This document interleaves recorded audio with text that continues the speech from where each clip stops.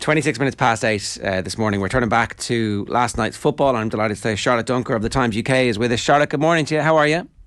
Morning, good, thanks. How are you? Yeah, good. So the City Ground last night, a cup semi-final. I think it's one of those moments where everybody kind of wakes up to the quality of the atmosphere at the ground. Obviously, Man United are in town, it's cup semi-final, so it's going to be good. But apparently it's like that all the time.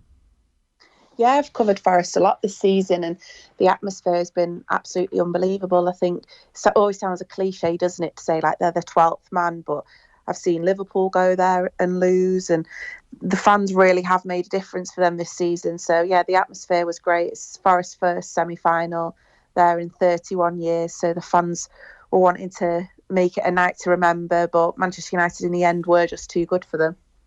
This is a bit of a tangent, but it feels to me like the atmosphere is better this year. Certainly, like, I don't know if it's just post the World Cup, but like everybody's fully back understanding what it means to go to a football match. The atmosphere at the Emirates is better than it's ever been, obviously, because they're winning. But even the atmosphere at Tottenham recently, like, it has sounded like that stadium has fully understood that they have a role to play. Am I reaching here? Have football fans recovered from their post-COVID hangover? Yeah, I think after COVID, you've obviously seen a big difference because fans were starved of being able to go to games for so long. So to be able to get back in, but the teams you've obviously mentioned there, Arsenal, the atmosphere at the Emirates historically hasn't been that great. I'm not unduly criticising them, but this season it's remarkable because of the run that they're going on. I think if you look at the City Ground, the atmosphere is always fantastic there. I think we've seen Pep Guardiola criticise the atmosphere at the Etihad this season. So I'm not sure it's across the board that it's increased, but you've cherry-picked a few where the home fans have really got behind their team this season. Some of the tunes, we were speaking in our pre-show meeting this morning, Charlotte, about the music that was in the City Ground last night. You could hear it on the TV. Roy Keane was even referencing, I think, Faithless. Insomnia by Faithless and Welcome to the Jungle, I think, was another one. The tunes were absolutely banging. Yeah, it's like a disco night out. But yeah, they try and create a good atmosphere in terms of like they were all there with their scarves, they make sure they pick the right music, that sort of thing, to intimidate them because it's such a close ground in terms of like the fans are right there on the pitch. I think that's what Forest hope will give them an advantage in the games. Marcus Rashford must have been listening to the tunes just before kick-off because he didn't take long before he went on that mazy run and scored the goal, because I've seen a couple of United fan groups on Twitter comparing the goal to something Pele would have done, but and not like fan groups on Twitter to get carried away, but I mean it was a brilliant goal that kind of typified what Rashford's been about this season. Yeah, he's in absolutely remarkable form. That was his 10th goal in his 10th consecutive game, and I think, well, Eric Ten Hag said in the press conference afterwards, in the form that he's in at the moment, he's absolutely unstoppable, and he's right there. He's playing with this sort of confidence that maybe we've not seen from him in the last couple of seasons. So it's not that the quality's not been there from him in the past, but he's got the confidence to pick up that ball, go on that run, take on two Forest players and then finish past Hennessy at his near post. So he's definitely thriving at the minute, but Steve Cooper was not happy with that Forest goal. When you look at goals like that, you always think, is that a really good attacking offensive goal, or is it really terrible defensively? Because if you look at the Forest team, they just seem to kind of be in awe of him a bit, and they stood off, and that in the first half the fans were getting agitated because every time Rashford got the ball down the left, there was no tackle going in from the Forest players, that they were standing off, they were giving him so much time on the ball. So I think a very good goal from Marcus Rashford, but defensively from Forest they could definitely have done better. And I think like Rashford at the moment, and we saw the quotes from Ten Hag earlier this week where he's kind of hinting at Rashford and encouraging him to stay, and if United are to be successful they need a Marcus Rashford in form still at the club. But the PSG links don't seem to be going away. But is the feeling now at the club, Charlotte, that he's there to stay for the medium to long term? I think at the moment he is just focusing on his football, because we've seen in the past maybe he's been a bit distracted by other things, not that the other things that he was doing weren't worthwhile, but all he's doing now is focusing on the football. So as I understand it, there's not detailed talks going on about his contract. That doesn't mean that he doesn't want to stay, and he isn't going to stay, but Manchester United would obviously love him to be there. His contract expires not this summer, the summer after. So hopefully it's something they can sort in the closed season. It's not something that needs to be resolved right this second. So it's good that he can just focus on what he's doing and then turn his attentions to his future in the summer. You're right with the PSG links. they do admire him, and maybe he could look at that and use that as a way to get himself a better deal at Manchester United. But he's come through the academy there, and if you're Marcus Rashford and you see the work that Erik ten Hag is doing and the improvements that he's made in such a small space of time, and the fact that you've got a manager there saying he wants to build a team around you, then you'd look at that and think, well, this is my boyhood club. Have we got a chance of winning the Premier League in the next couple of years? Is the law of PSG really worth leaving? So it's one of them that he's going to have to weigh up. But at the moment, Manchester United looks like the best place for him. We mentioned Wout Weghorst at the top of the show this morning. We were kind of saying, look, it was a lovely finish for the goal. Roy Keane kind of talking at half-time, I think it was, where he was basically saying, you know, he mightn't score that many goals for United, but if he can score a number of important goals at important times this season, especially in cup runs, I mean, then it will have been worthwhile bringing him to the club. Yeah, and I think obviously there was a lot of criticism from different parts when they brought him in, because he didn't have the best record when he was in the Premier League with Burnley. They're obviously looking for an out-and-out number 9. This is a team that people are starting to talk about in the title race. Is he the calibre of player to really elevate them? But I think if you look at the work that he was doing last night, is more the stuff he was doing off the ball that I thought was better. So he's pulling defenders away from his teammates to give them more space in the box. He had some nice touches in the build-up play when they were attacking. He got his goal, which is obviously good for his confidence, but he's more than just about scoring the goals. I think Marcus Rashford is more of a threat in the box. Marcus Rashford at the moment is more of a goal threat, but he brings something to the team and distracts defenders. And Ten Hag spoke about Rashford's goal that they scored against Arsenal and Weghorst's movement in that at the near post, which helped Rashford score, and also the same at Crystal Palace. So he's causing problems in the box without necessarily being the biggest goal threat at the moment. So then if he can develop that into scoring more goals, then it could turn out to be a savvy loan signing. Charlie, you talked about the title race there. Do Manchester United feel like, without saying it publicly, do they feel inside the club that they are in the title race at the moment? I don't think it's something that's been discussed. I think if you look at the gap in the table, we've obviously seen bigger points deficits overturned and teams go on to win the title.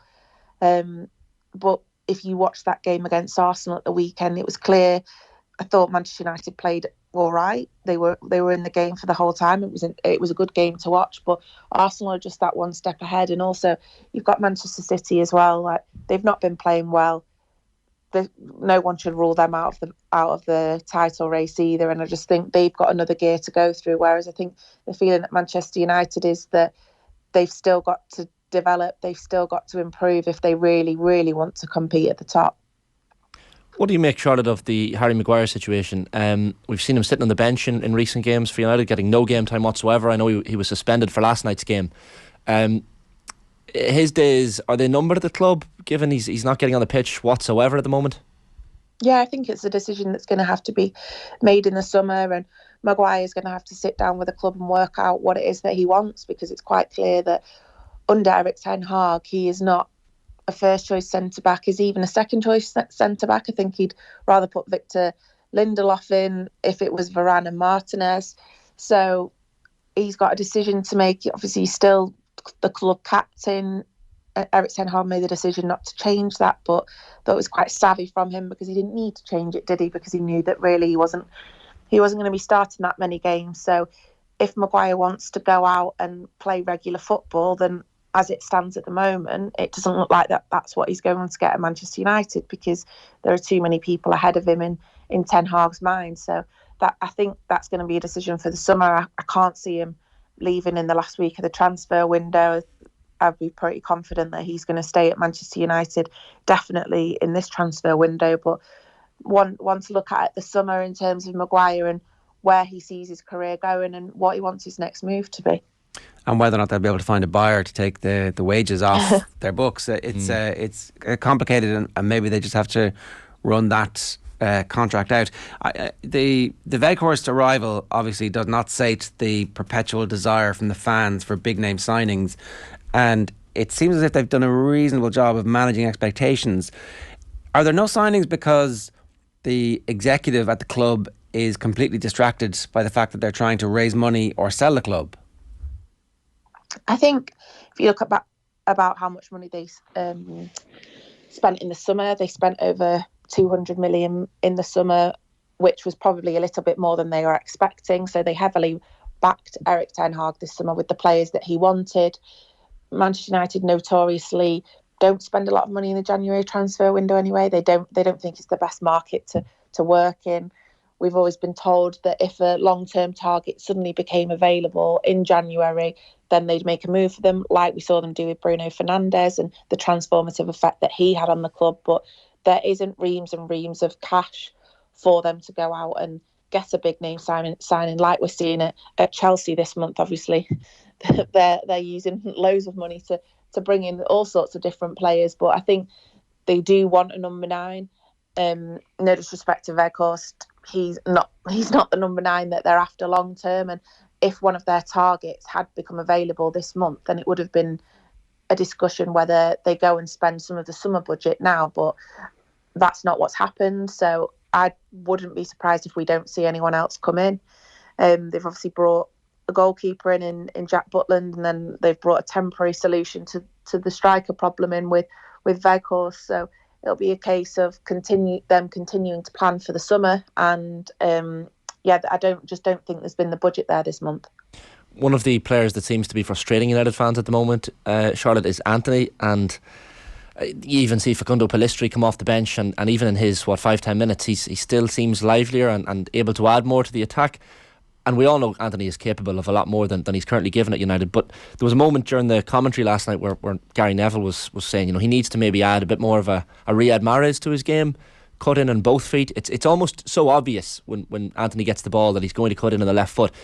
Maybe is his game a little bit predictable at the moment, because clearly United fans are a little bit exasperated by Anthony at the moment. Yeah, and you just mentioned Pellistri there, and they're different players, because Pellistri's right-footed and hogs the wing and goes down and whips them balls in like what a traditional winger would do, which we haven't seen that from Anthony at the minute. But he came here with a big price tag, which makes expectations very high, and it takes time to adapt to the Premier League. We've seen that with so many different players in the past, and he's proven not to be an exception. And I think, to be honest, I don't think he played badly last night. Erik ten Hag also thought he played okay. I don't think he obviously didn't set the world alight, but it was that nice crisp passing in the build-up and the attacking play. And then, like you say, he just needs to add that final product to his game. He's definitely not performing in the way that probably he would like and reaching the heights that he would want to get to. But I can understand what people are saying, but I feel like it's going to be a narrative that's going to stick around for a while and until he really steps up.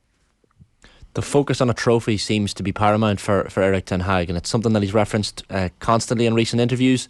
2017, the last time United lifted a trophy. This League Cup campaign is being taken very seriously, Charlotte. And look, they've Reading to come in the FA Cup 4th round this weekend, Barcelona in the Europa League. But getting their hands on silverware seems to be crucial for United at this juncture.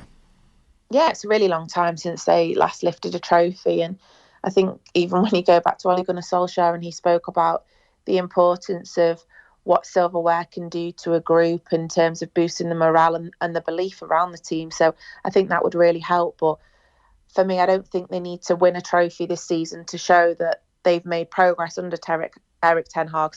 He has brought something to the squad and he's improved them. If you look at how they are in the league, if you go back to the start of the season where everyone was writing them off for Champions League football, and people were saying that it was going to take them years, this rebuild was going to take years, and look at them now, people are talking about them in the title race. So if it gets to the end of the season and they haven't won a trophy but they finish in the Champions League spots, and I think there has already been good progress to show that they can push on next season. All right, go on. No, just a final one, Charlotte. You'd mentioned the goalkeeper situation and Jack Butland arriving at the club. Has there been any more talk on David De Gea, whether he wants to? I think there was some quotes a few weeks ago where he wants to end his career at Old Trafford. I know his contract situation, there's a big money contract there he's currently on, and even just thinking about it last night, because Dean Henderson was the clear absentee for Forest, probably their best player, and he's on loan from United. Is there any word on the current goalkeeping situation at United and whether De Gea is there for the long term again?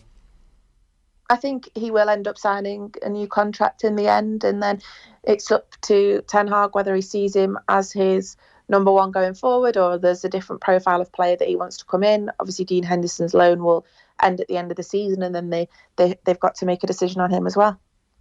All right, we'll leave it there. Charlotte, thanks a million for joining us. Cheers. Thank you. Bye. It's Charlotte Duncker there from the Times.